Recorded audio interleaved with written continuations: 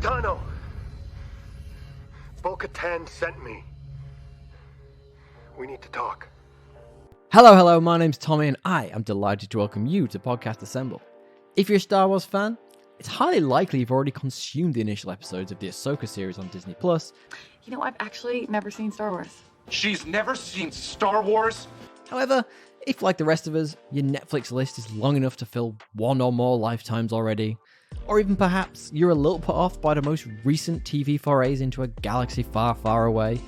I mean, Grogu's cuteness can only take a show so far. Oh boy. Then this may be the video for you. After all, it is bloody hard to know what should get your valuable attention. So I created this series where I watched the first episode of a thing, so you don't have to. Based, admittedly, quite loosely off that initial impression, I tell you if you should watch a thing or not. That's it. It's that simple. Reductive statements aside, the live-action AHSOKA series is finally here.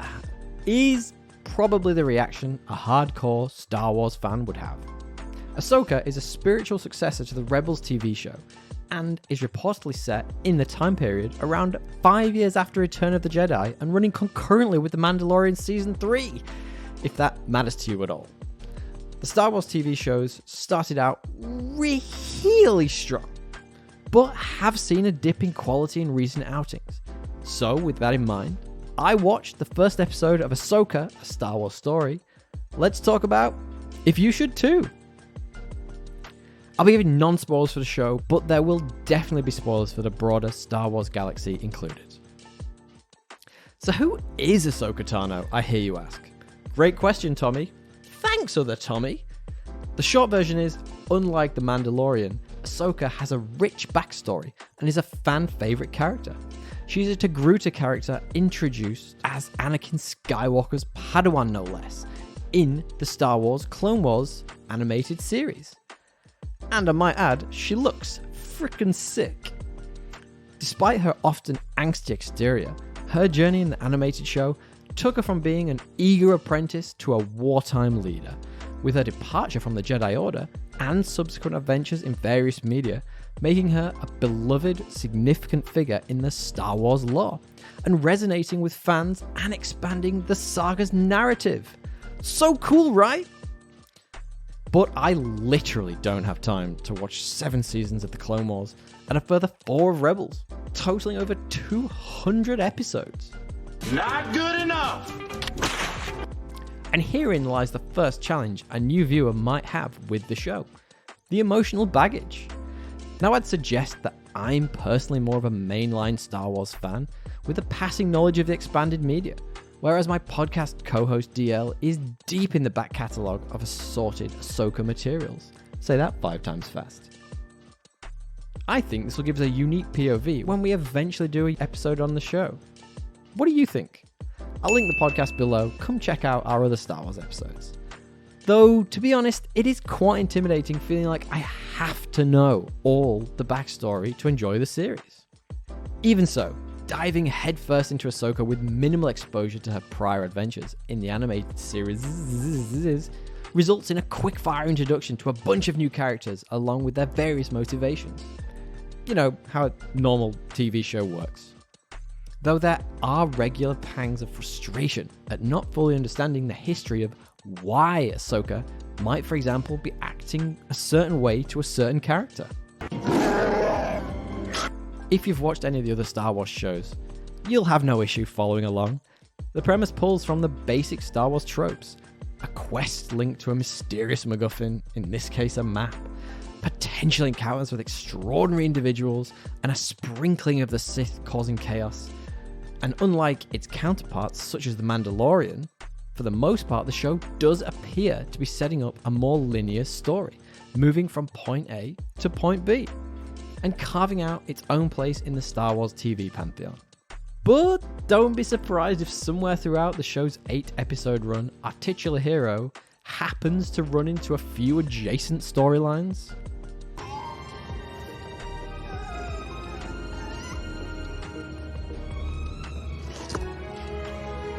So, Ahsoka's debut is all around pretty accessible and looks spectacular. In terms of substance, the first episode isn't going to blow your socks off. However, I can immediately see why Ahsoka is a fan favourite. Rosario Dawson makes the force jump from animated voice actor to full-fledged on-screen badass. I mean, I mentioned the 2 freaking lightsabers, right? At this stage, it's unclear what her arc is likely to centre on. However, we do get hints. Ahsoka's fractious relationship with former Padawan Sabine Wren as a reluctant friend/tutor seems to be the most likely place to start. Following the current trend of reluctant parental figures in media has proven to make for compelling storytelling. Though while following the first episode, I have to admit, Natasha Liu Bordizzo's Ren really stole the show. Cool as Ahsoka is, 2 lightsabers, her cold, sometimes distant demeanor can be isolating. Whereas Ren is a rebel, somewhat ironically, and also a Mandalorian to boot. Seems weird that with the current Star Wars TV shows focusing so heavily on the Mandalorian ideology, that she isn't the series' protagonist. Looks like my job here is done. Goodbye, everyone! Thank you, Captain Hindsight! Even if she joins the Captain America Idiots Club for attempting to elbow a robot in the face. The show deals in the Force's shades of grey in the galaxy, with Balon being a somewhat mysterious and compelling villain. The idea of a mercenary Jedi is bloody terrifying. However, the rest of the cast we're introduced to get limited screen time, with the show mirroring a lot of the other Star Wars TV, with some of the acting feeling a bit cringe. However, there are other highlights. Diana Lee in Sonato's Morgan Elsbeth has an air of a very compelling villain, so let's hope she gets plenty of room to grow on screen. Hang on, wait. The droid in this is voiced by David Tennant? They got David Tennant and wasted him on a droid? I'm pulling the plug. Oh, wait! Coming out of this fresh, I have to say Ahsoka certainly has my curiosity. The visual style and focus on a linear narrative experience makes it a compelling watch. And the 2 lightsabers thing. Did I mention the 2 lightsabers thing? However, with much of the marketing focusing on mirroring imagery from specifically the animated show Rebels, and building the presence of Grand Admiral Thrawn as the big bad, I can't help but feel I would be 100 times more excited and emotionally invested if I had the full backstory. Sure, I could rewatch the 10 episodes recommended by Disney, or even a 20-minute YouTube video catch-up, or failing that, ask ChatGPT to give me a balanced overview of Ahsoka's character. But who has the time, really? Ahsoka's first episode is compelling and accessible. It's one of the better looking Star Wars shows, with bombastic prequel-esque cityscapes and intense action set pieces. The core characters have a lot of potential, along with clear challenges which need to be resolved. Everything here is set up to drag you in and keep your interest. However, I can't shake the feeling that even in the first episode, about 50 references probably went way over my head, while the nuances of the interactions of the characters, most specifically Ahsoka and Ren, should hint towards much more than my new brain could comprehend. But should you, yes you, watch it? Certainly. But you may have to switch off that feeling that at times you're the friend being left out of a super awesome secret. What we want to know is, what do you think?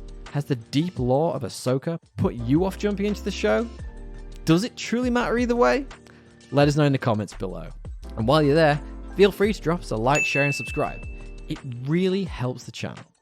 Linked below is also our website, www.podcastassemble.com, where you can find our regular podcast and so much more. Why not join us for more geek content? Thanks for popping by. Tally ho!